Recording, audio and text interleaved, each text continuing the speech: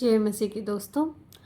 और जैसे कि हम लोग ने पिछले वीडियो में बात किया जेनेसिस 1 के बारे में कि उत्पत्ति ग्रंथ जो पहला चैप्टर है कि परमेश्वर ने दुनिया कैसे बनाया और मनुष्य को अपने स्वरूप बनाया। आज हम लोग जेनेसिस उसी के चैप्टर 3 के बारे में बात करेंगे, जहाँ पर हम लोग उसको बोल सकते हैं the fall of man, disobedience breaks paradise.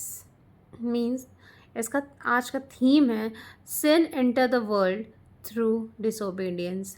यानी हमारे कारण, हमारे परमेश्वर को ना डिसोबे करने के लिए हम इस संसार में पाप आया। अब जैसे कि हम जानते हैं कि एडम और ईव के पास सब कुछ था, उन लोग और एकदम अच्छे से परफेक्ट गार्डन में रहते थे और डायरेक्ट, और परमेश्वर से उन लोग का डायरेक्ट बातचीत था। कोई दुख नहीं था, कोई शेम नहीं था। बट वहाँ पर सरपेंट था, सांप, शैतान के रूप में।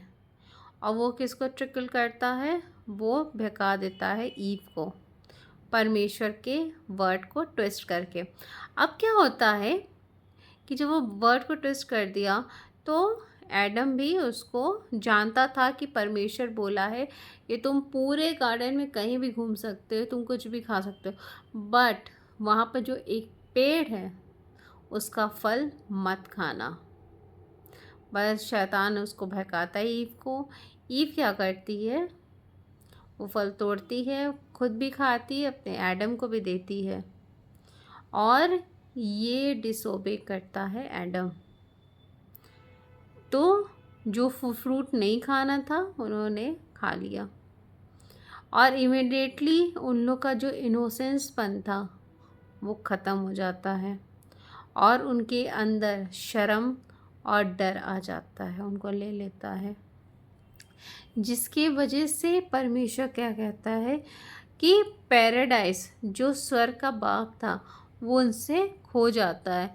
इसीलिए नहीं कि परमेश्वर हमसे उनसे प्यार करना छोड़ देता है, बट क्योंकि इंसान के रूप में हम उनको, वो एडम और ईव उनको ओबे नहीं करता कि जैसा परमेश्वर ने कहा वैसा वो लोग नहीं करते।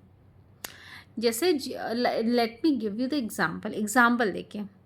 जस्ट लाइक एक छोटा सा बच्चा है, उसको गर्म तवा छुआते हैं जबकि मना किया गया है, तो क्या होता है? वो जल जाता है।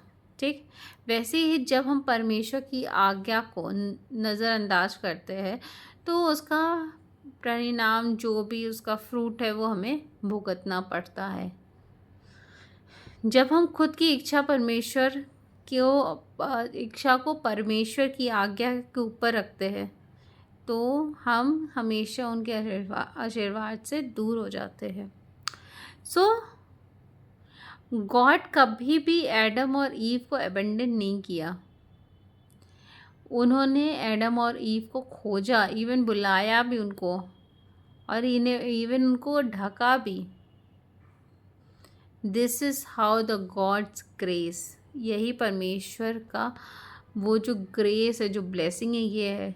इवन इन जजमेंट, वो ये सोचने वाली बात है कि जब हम लोग जज होते हैं परमेश्वर के सामने, हमारे पापों के सामने, तब भी वो हमसे प्रेम करता है।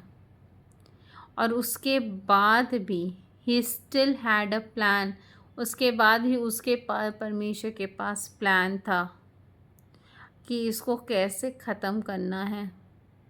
और that Redeemer was Jesus Christ. परमेश्वर हमसे प्रेम करता है, तो जब परमेश्वर हमसे प्रेम करता है तो परमेश्वर हमको जानता है कि हम कभी कभी जैसे किसी ना किसी परमेश्वर के रास्ते में भटक जाते हैं, हमको कोई भटका देता है कभी। और फिर उसके बाद जब हमारे साथ कुछ बुरा होता है तो उसके बाद रियलाइज़ होता है नहीं, हमें ये नहीं करना चाहिए था, हमारी गलती है, ऐसा वैसा। तो ये हम लोग सोचते हैं, बट परमेश्वर तब भी हमारे साथ रहता है, अपने खुले आम से हमको बुलाता है अपने पास और कहता है कोई बात नहीं, मनुष्य से ही तो गलती होती है, तो आइए प्रार्थना करते हैं। हे पिता परमेश्वर, तुझे धन्यवाद देते हैं परमेश्वर। एक मनुष्य है परमेश्वर, और मनुष्य भटक जाता है।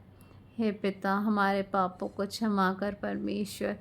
बार बार हम लोग वही पाप करते हैं परमेश्वर जो तुझे दुख देता है। हमें माफ़ कर दे, हमें सही रास्ते पे चला, और तू हमसे प्रेम करता है, हमारे साथ रह जा। हे पिता, तुझे धन्यवाद देते हैं हर लोग के लिए परमेश्वर। तू हमें अपने स्वरूप बना ले परमेश्वर, और हमारे पापों को क्षमा कर कि हम फिर से गलत पाप ना करके तुझे दुखी ना करें। ये छोटी सी प्रार्थना तुझसे करते हैं, आमीन। जय मसीह की दोस्तों। और अब हम लोग क्या करेंगे, अब ऐसे ही रोज़ हम लोग एक एक नए नए स्टोरीज़ अलग अलग पार्ट में, जेनेसिस से शुरू हुआ है और पूरा न्यू टेस्टामेंट तक कवर करेंगे।